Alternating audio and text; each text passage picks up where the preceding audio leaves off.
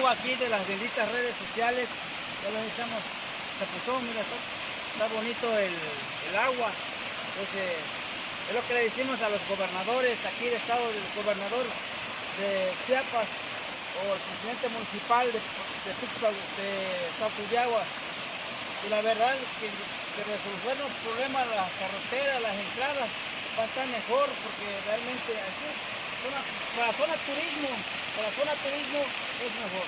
Entonces, para que realmente promocionen nuestras caras tan bonitas. Desde aquí de Úrsula Galván. Saludos, muy buenas tardes. ¿Pablo?